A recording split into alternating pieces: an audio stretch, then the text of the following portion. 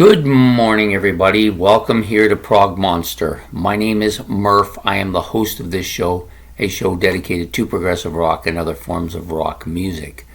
So we're here with the series we're running for the month of October called My 31 Favorite Albums from 1982. The album today is number 12 on that list, on day number 20. So day number 20, album number 12. This will probably come as a surprise to many people. It's kind of a surprise to me, to be honest. If you told me that there'd be a dozen albums that I liked more than this one from 1982, I would never have believed you back when this came out. Rush's Signals. This was my favorite album that year when I first got it. Number one album for me then. It was quickly overtaken by a couple other albums that came out the same year and pushed it back a little bit, but it was always in the top 5 right up till this channel almost, but it has changed drastically. I think it's a combination. I'm going to hold it up here so you can see it. It's a combination of reasons. One, the album has kind of wore on me over the years. It's not nearly as good as I originally thought it was. It kind of was, the lack of a better term, the signal for the change in the band's direction. So maybe it was aptly named for that. So it's kind of the last album of a series and the first one of a series. So a transition album, which is what we would call it. And back then I loved it. I loved every song on it. Now I'm pretty much reclined to Subdivisions is my favorite now, which was never my favorite in that old days, but that song has grown on me for some reason. Can't even really relate to why it is. But most of the stuff is pretty strong. Losing It, of course, they played one of their more recent songs they had never played, but then played when they were on tour the last time they were on.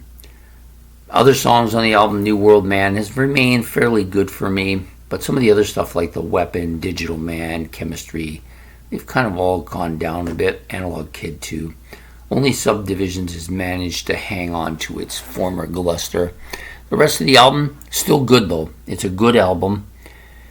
Obviously it's in the top 12 here, but it just isn't as strong as it once was. At one time I had this as a 1. It had rated as high as a 1 for me. And it's probably in the high 2s now, maybe mid-range 2s on a bad day.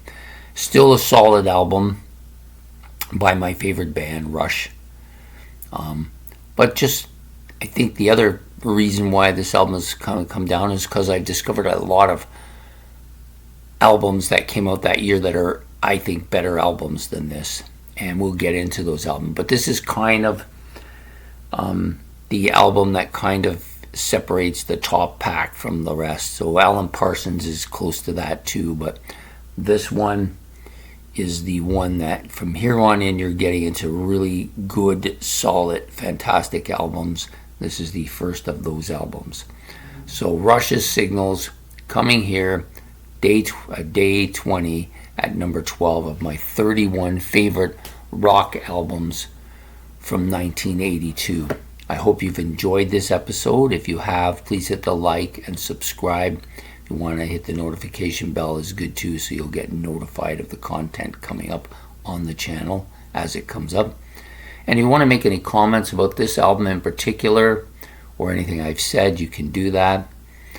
Were you surprised that this album was so far down considering how Rush is to me? Anyways, I hope you've enjoyed this, and we will see you again tomorrow with yet another album from my 31 favorite rock albums from 1982. So have yourself a good evening, take care, and goodbye.